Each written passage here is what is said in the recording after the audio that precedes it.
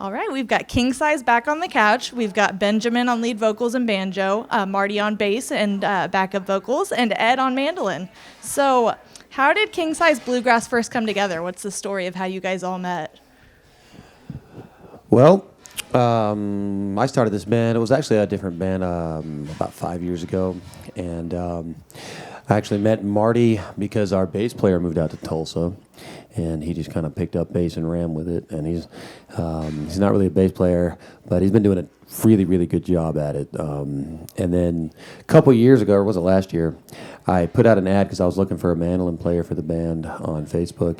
And Ed picked it up, and he's just been a natural fit ever since. So, I mean, it's just kind of worked, so we just keep at it. I like it. All right. So last time you were here, you brought some king-size energy. Has anything changed for you guys since the last time we talked?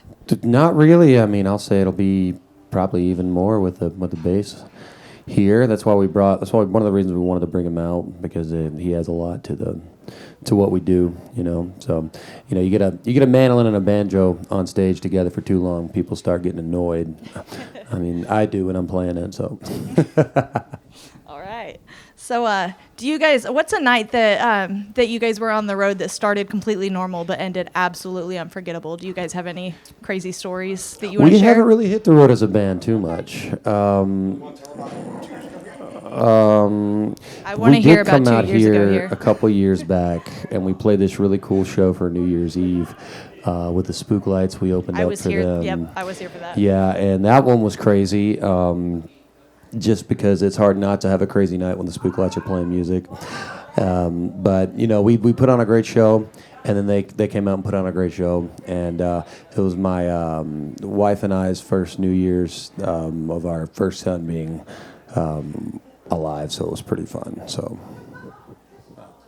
well, you know, we also excel at, you know, reading the room. And so it doesn't matter whether we're playing in a brewery or a winery or on the street out somewhere. Yeah. A big part of what we do is be able to see what's walking by and what's in the room and kind of tailoring the show to that.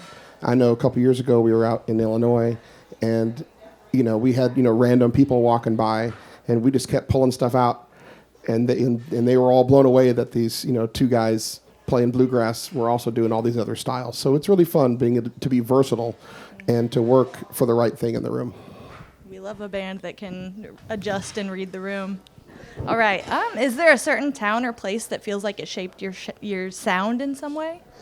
Honestly, really, it's been Southwest Missouri and Southeast Missouri and Northeast Arkansas.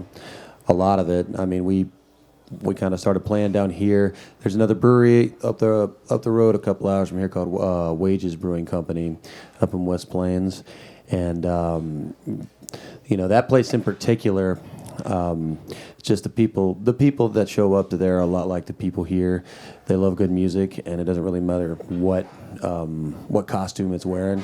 When it shows up, they like it. So I would say, you know, anywhere that appreciates good music has definitely been a huge, what's the word I'm looking for? Influence. Yeah, that's it. Influence on what we do. Absolutely.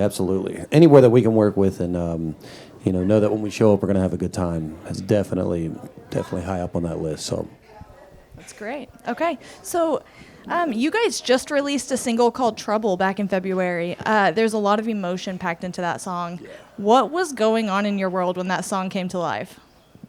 Well, I wrote that song for a completely different band, and this was like when I was kind of in the, I guess you could say, the dating phase with my wife right now. And I had a lot of different stuff on my plate at the time. And I think that most of that song just kind of came from me trying to decide what was right and wrong for me. And I'm glad that I made the decisions that I did, despite what that song, you know, sounds like, because it ended up being a lot of good for me. So that song just kind of came out of the strife of my life changing dramatically in ways that I didn't know I was ready for. All right. Well, that's all the questions I have for you guys tonight, so I'll let you take the stage now. Thank you. Thank you.